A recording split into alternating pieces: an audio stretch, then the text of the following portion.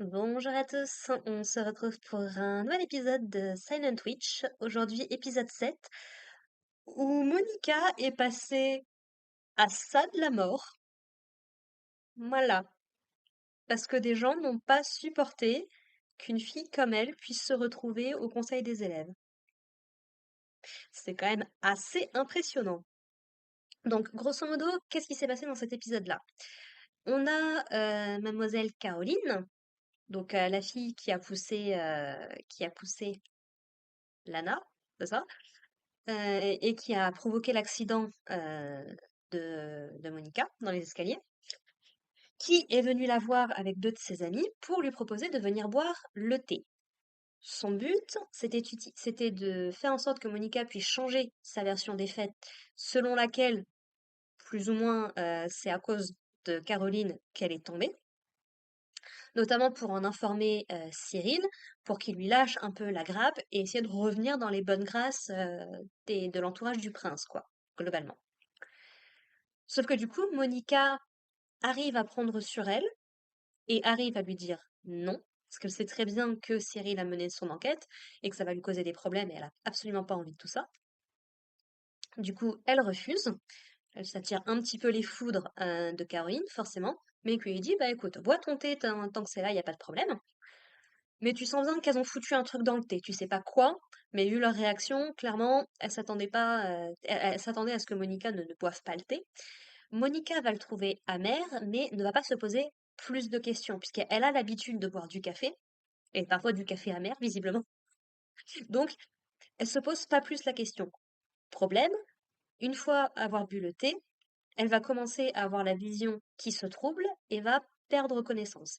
Alors, sa vision devient toute rouge, toute orangée, et ça lui rappelle les flammes, en fait, du bûcher, si on peut dire ça comme ça, du grand feu de joie, dans lesquels, visiblement, les habitants du village dans lequel elle vivait ont brûlé les livres de son père. Donc, on nous explique que son père était un médecin qui a essayé de soigner les gens en essayant de comprendre un petit peu les formules, les nombres du corps humain. Essayer de se dire, bon, bah, s'il y a ça comme ça, machin et tout. Et visiblement, il a touché à quelque chose qui était considéré comme tabou, qui était considéré comme intouchable, et visiblement, il s'est fait complètement répudier, il a été humilié. L'animé semble nous faire croire qu'à ce moment-là, déjà, son père n'était plus en vie, ce qui fait que Monica, en fait, a essayé de retenir toutes les informations que son père avait laissées dans ces livres-là, qu'elle avait lus ou qu'elle se souvenait, parce que c'était la dernière chose qui lui restait de lui, en fait. C'est aussi pour ça que les mathématiques sont aussi importantes pour elle. C'est le seul lien qui lui reste avec son père. Et ça, c'est quelque chose que je peux comprendre. Pas dans le même sens, mais si vous suivez un petit peu ma chaîne, j'ai moi-même perdu ma mère il y a quelques années en arrière, quand j'étais plus jeune. Et même si j'étais encore assez grande pour l'avoir connue et tout, je n'ai à l'heure d'aujourd'hui, et même déjà à l'époque, plus aucun souvenir d'elle, globalement, qui me semble tangible et réel. Et en fait, la seule chose qui me reliait à elle, c'était toute la tristesse que sa simple existence m'apportait, en fait. Donc je peux comprendre l'importance d'avoir un lien, même négatif, qui te raccroche à quelque chose. C'est aussi un sujet dont parle Watashi wa Tabetai. Si vous connaissez pas, c'est un des animés qui sort cet automne, qui parle de dépression, qui parle d'un monstre qui veut manger une jeune fille, mais dans une ambiance très mélancolique. Si vous connaissez pas, je vous conseille vraiment d'aller regarder. Et du coup, voilà, Monica, ça lui est resté gravé en tête. Visiblement, elle a été élevée par la suite par son oncle, donc le frère de son père, donc ce qui tend à souligner effectivement que sa mère n'était peut-être plus dans les parages non plus. On ne sait pas ce qui lui est arrivé, elle est jamais mentionnée jusqu'ici. Peut-être qu'elle est morte à sa naissance ou un peu après, bref. Et en fait, elle a été complètement maltraitée par son oncle, qui, par association, en fait, avec le père de Monica, et ça, je trouve ça tout aussi terrible, ben en fait, s'est pris les préjudices juste parce que c'était le frère du père de Monica. Donc, notamment au niveau de la nourriture, au niveau des prix, des choses qu'il achetait, les prix étaient plus hauts pour lui. Ça me rappelle là, pour le coup, la situation de la famille Hojo dans Higurashi, si jamais vous connaissez un petit peu la série. visual novel ou animé, peut-être même manga, je crois qu'ils avaient fait un manga dessus. De ce côté, tu te fais ostraciser de toute une population simplement par association avec une personne que tu considères qui a fait quelque chose de mal. C'est terrible. Pour le coup, c'est vraiment horrible. Et ça a des répercussions sur Monica, même aujourd'hui, puisque alors qu'elle est en train de se réveiller, il y a Félix qui lui a pris la main du coup pour rester à son chevet, et il y a Cyril qui est également là dans les parages. Mais en fait, elle va se réveiller, va se rendre compte de ce qui s'est passé, et va immédiatement se mettre à genoux, se mettre en dogaisa, vraiment, la tête sur le sol et autres, pour s'excuser auprès du prince et auprès de Cyril pour leur avoir causé du tort, pour leur avoir causé des soucis. En fait, elle a accepté cette invitation pour aller boire le thé, pour respecter la bienséance et respecter les traditions et les coutumes. C'est-à-dire, quelqu'un de plus haut rang que toi t'invite à boire le thé, tu vas boire le thé, tu te poses pas la question, en fait, tu n'as pas nécessairement le choix de dire non. Et voilà, donc elle explique un petit peu tout ça. Eux deux, ils essayent de lui expliquer que bah, c'est pas sa faute, qu'elle a été empoisonnée et tout. Mais elle s'excuse d'être. C'est un moment qui m'a vraiment touchée. C'est pas au point d'en venir aux larmes, mais l'émotion était bien montée, quoi. De dire que bah, même si elle est au conseil, c'est quelqu'un d'inutile, qu'elle est pas à la hauteur, ce genre de choses. Bon, Cyril va la prendre comme un petit chat et va la remettre dans son lit en lui disant si tu ressors, je t'attache. Et on va le voir un peu plus tard, c'est une scène qui fait écho à Félix lui-même, que j'ai trouvé très touchante, et parce qu'apparemment, il a vécu quelque chose de similaire. Apparemment, il a été considéré comme inapte au trône, visiblement, quand il était plus jeune, ce qui explique encore plus aujourd'hui pourquoi est-ce qu'il tient absolument à faire ses preuves et à ne pas se reposer sur l'aide de personnes plus puissantes que lui, par exemple, je pense à son grand-père qui a déjà été mentionné.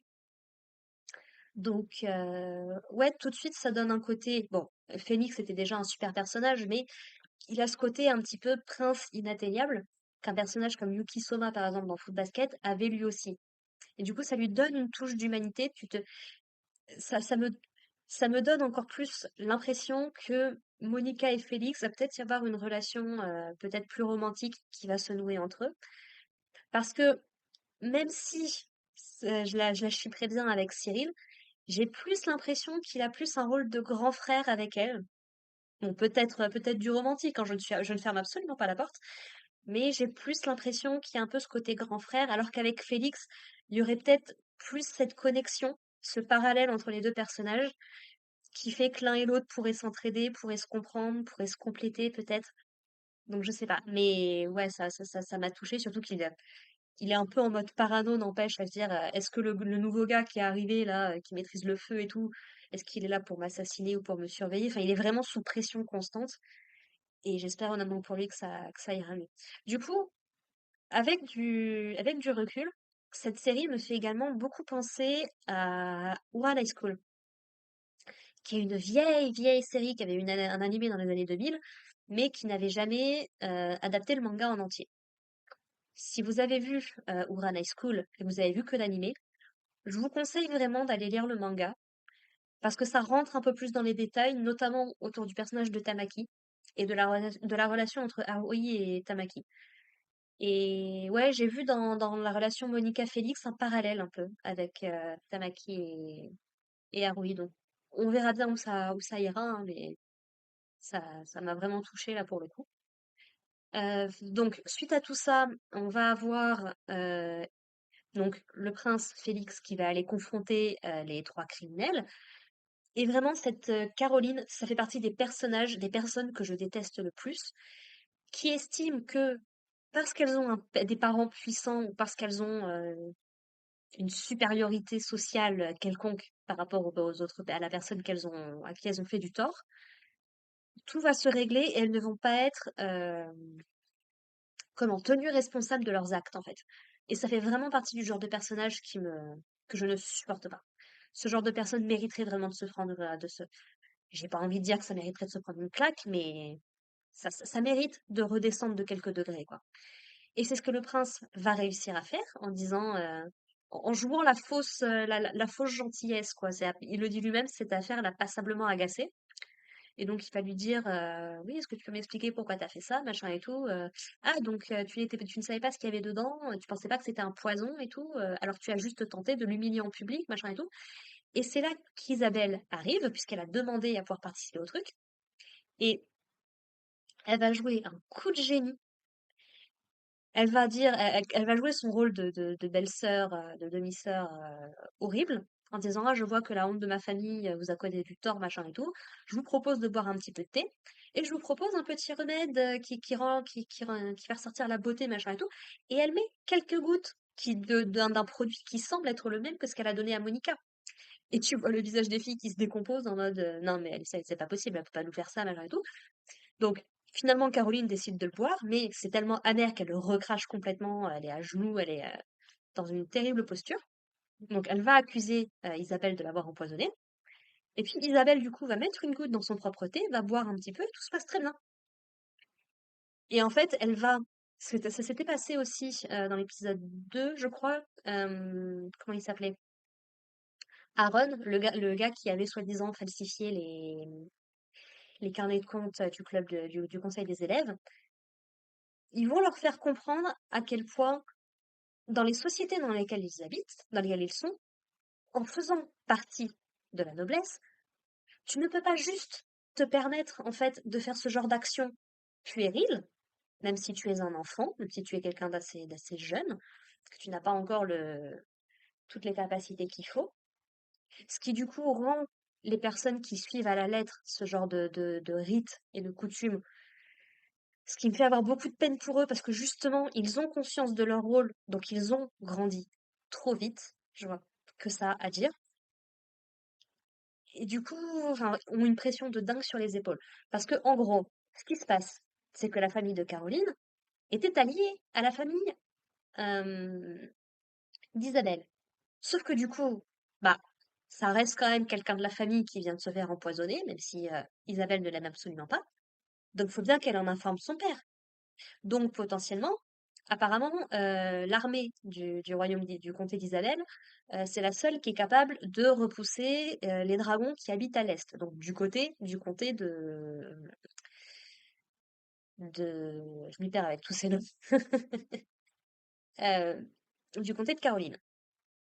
Et sauf que du coup, elle se dit, ah bah oui, mais dans ce cas, le prince qui renchérit et qui se dit, ah bah oui, mais dans ce cas-là, ça veut dire que la capitale devra envoyer des renforts, machin et tout. Est-ce qu'ils auront vraiment le temps d'arriver pour empêcher la catastrophe et tout? Et même si elle leur dit: «Mais je pensais pas à ça, machin et tout», ils lui font bien comprendre que ces actions puériles, impulsives et tout ce que tu veux noter derrière, vont entraîner, en fait, la ruine de son royaume, en fait, quoi. Et il n'y a pas de plus belle leçon pour ce genre de personnage à apprendre. Voilà. Il y a un autre personnage, cependant, plutôt important dans cette histoire, c'est Claudia. Donc j'ai enfin appris son nom. C'était la jeune fille qui prenait le thé avec Monica et ses amis.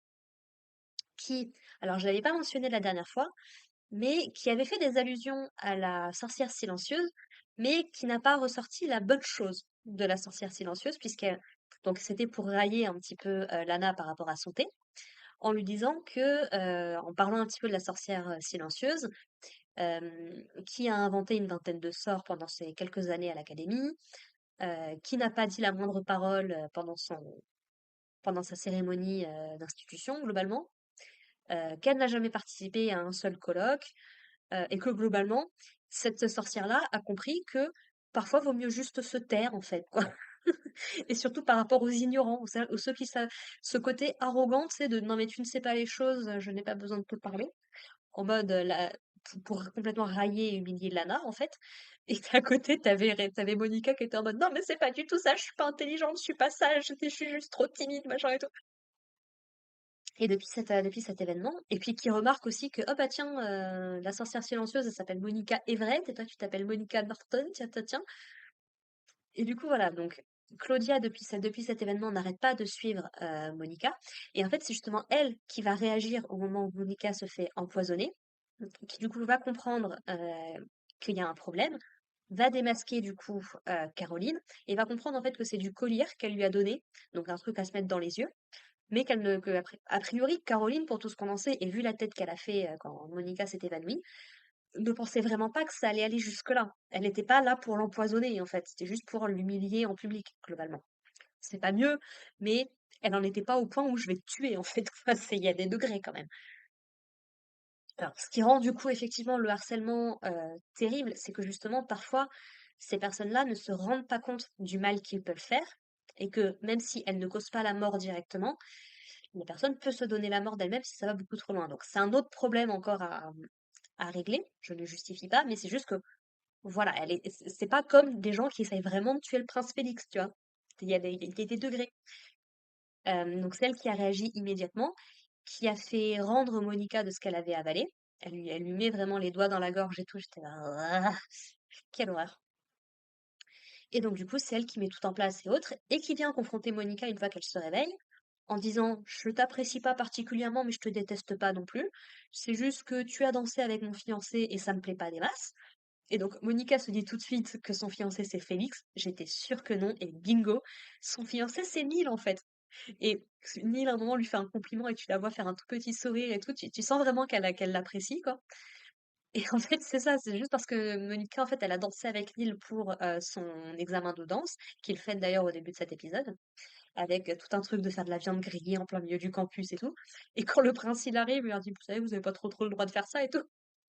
Et le gars, il lui tend une brochette et il en prend un bout et il dit, ah bah c'est bon, je suis complice, je dirai rien, ok, c'est bon. C'est- je- Quelque part, je me dis, je pense que ça peut faire du bien aussi à Félix, si effectivement il représente un petit peu cet archétype à la Yuki Soma.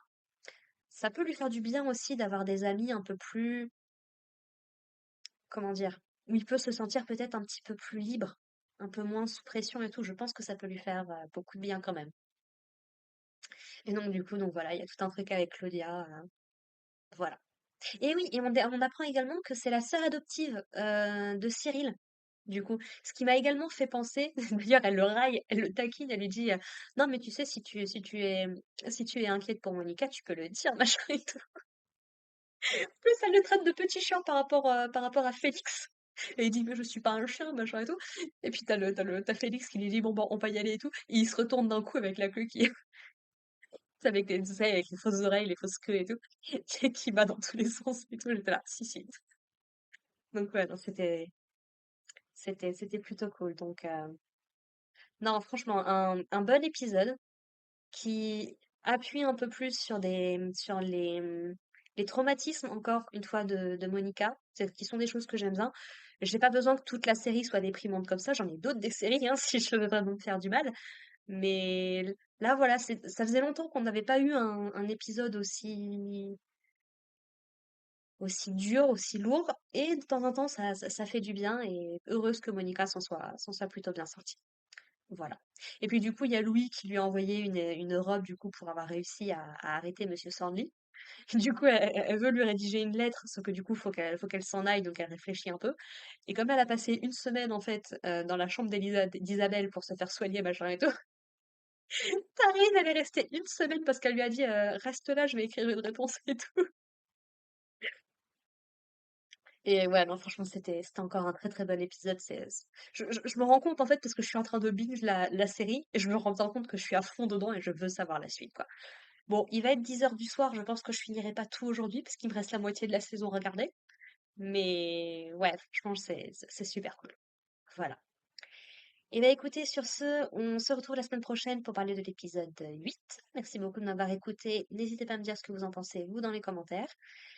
Et puis, bah, portez-vous bien. Prenez soin de vous, prenez soin de vos proches, et puis à la prochaine. Allez, bye les gens.